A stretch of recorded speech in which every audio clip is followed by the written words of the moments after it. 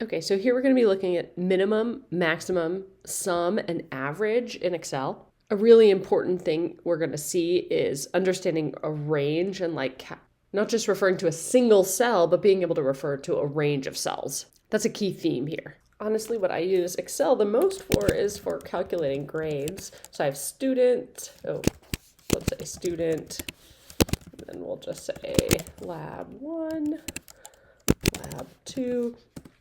Excel often tries to predict what we want. So actually, if I grab those two cells and then I drag it across, it'll just guess that I want to continue. And you can see it just correctly guesses how I want to name those. Obviously, I won't use real names, so I'll do a similar thing here. So I'll say name 1, and I can get a bunch of those. And here I'm really just setting up a table that we can work with. I can even give myself some random data here. So I'll say rand. And then I'll multiply that by 0.5. And actually, if I drag that here, that gives me a whole set of scores for those labs. I think I want to update this. And I will say, let me round that value. Here, it gives me a little hint. I want to round that number to 2 digits. Maybe, 2 digits. Maybe 3 digits is better. Okay. Now I'll copy that, or I'll drag it and give people a bunch of scores. Okay, now I've got my grade data there. Maybe in this row, I want to calculate the average score for each of the labs. Oh, did you see how when I modified that, everything changed? So when we do random, it actually recalculates it anytime we change anything on the page. That's my understanding. So I copied everything and I'm going to paste special and I'm just going to paste values. And then now what you'll see is actually the equation that I had in there to calculate these has gone away. So I just have the value. Okay, now that I have some static data to work with, I want to calculate the average of that. I actually already can see the count is here, the sum of it is here, and the average is there. So Excel is already sort of providing some of this metadata, but if I want to calculate it myself, I can say average, and then I can either put specific numbers, like I could say, hey, cell B2 and B4 and B10 or something. I could average those specific values and it gives me the average, or I can get a range. So here, I'll make this a little wider so that it's easier to see my equation. So here I want to create an average of B2 through B23. So that colon gives me a start and an end point. And so I can calculate the average there. And here I can average. This is lab 1 average. And then maybe I'll calculate an average for all. And so to do that, again, I would say average.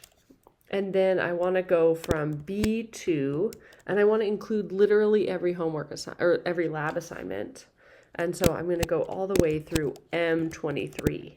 Okay, so there I specify the top coordinate and the bottom coordinate, and then I get all of those cells that were highlighted. And even if I put B2, even if I do it in kind of a backwards way, it still works. I think it's typical and normal to put the top leftmost cell first. So the big picture thing here is these ranges that we're working with. And if instead of average, I want the sum, you can see a bunch of my options here. I can get the sum, I can get the min. Oh, the min is 0. There I see a 0. And I can get the max.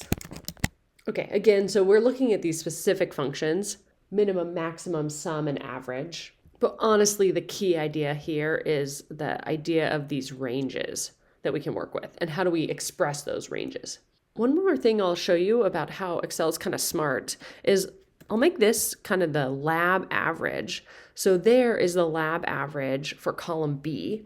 And I have that equation, average B2 through B23. What happens is if I copy that cell and I paste it here, it actually updates the formula for me. So now it's calculating C2 through C23. And so I can copy this across and it just will automatically use the cells above it. So it's all relative. It's like, oh, well, here I was in column B and it wanted 2 through 23.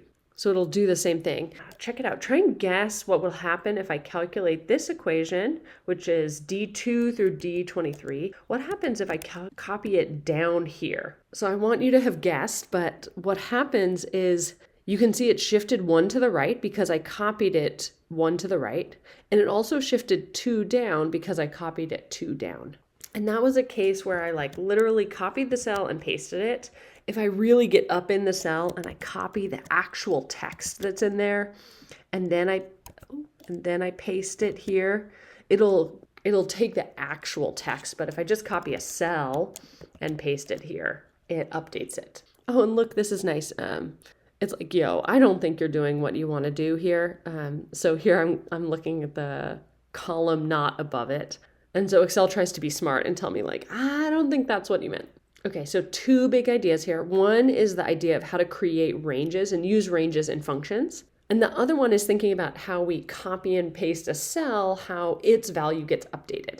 I'll give you one more example. Here I say, let's just equal the value of B1. If I copy that to the right, it'll change the equation to be C1. If I copy it down, it changes that equation. It changes that equation to be B2. Okay, so I could even copy these in general, and you can see each one incremented. So when I copy and paste it, it thinks about where did it come from and where did it go, and it updates it in that same way. I think this can be really counterintuitive, so it's worth playing around with. And later on, we're going to talk about absolute references where we can prevent it from doing this thing.